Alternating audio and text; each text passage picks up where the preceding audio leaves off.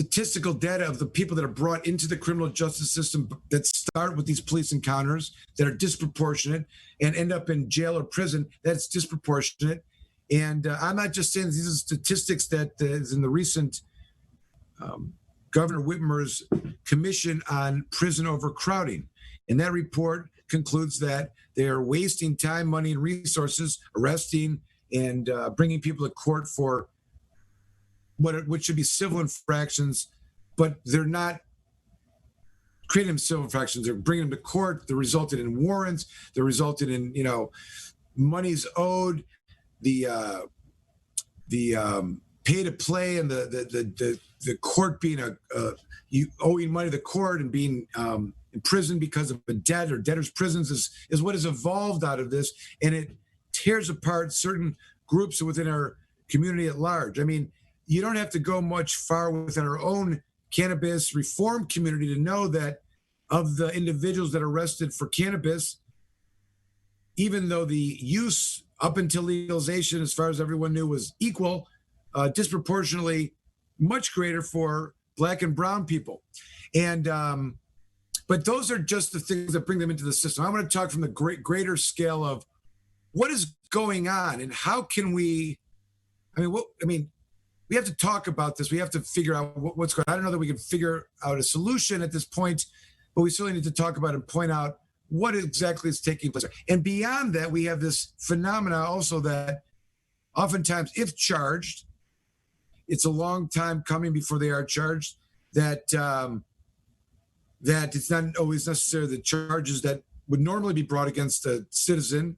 And furthermore, they seemingly are very, very difficult to obtain convictions in various jurisdictions across the state. We've seen this over and over and over again, seemingly justifying the behavior that brought the officers into court. Now, there have been situations that have gone both ways where officers have been convicted of crimes, but the ones that seem to be the most disastrous and most offensive are the ones seemingly that the officers are getting away with it.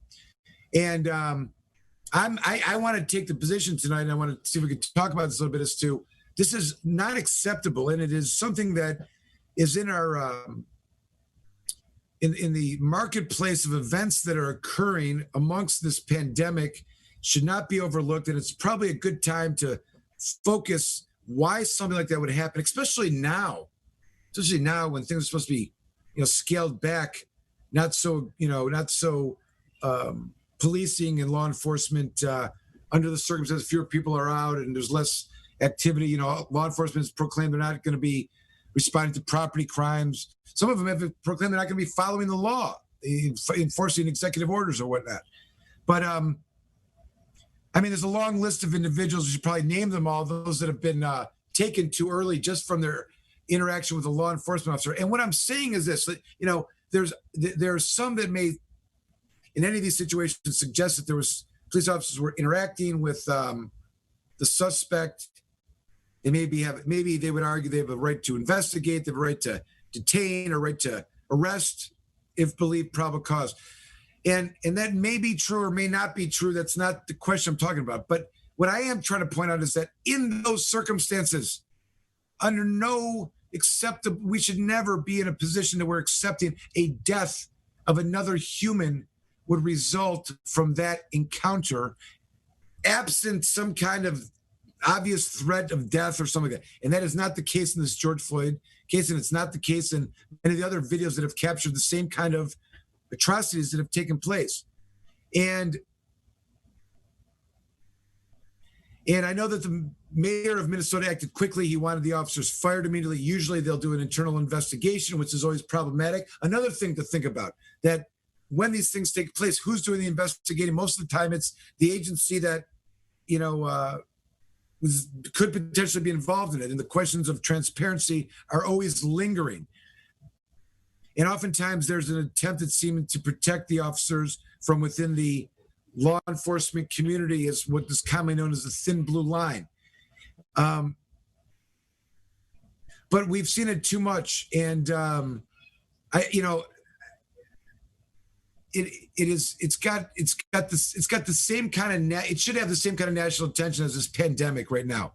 I can't. There's no better time than to recognize the mistakes of it, take some steps to do this. And I don't know what the answers are, but I do think it begins with the training and procedures and protocol. And even if I may be so forward as to, I don't know, like the legislature needs to, the federal legislature needs to amend the immunity provisions, the governmental immunity provisions for 1983 civil rights actions, because as it's been said many times, you're not going to make them stop until they have to write a check. They have to be personally liable.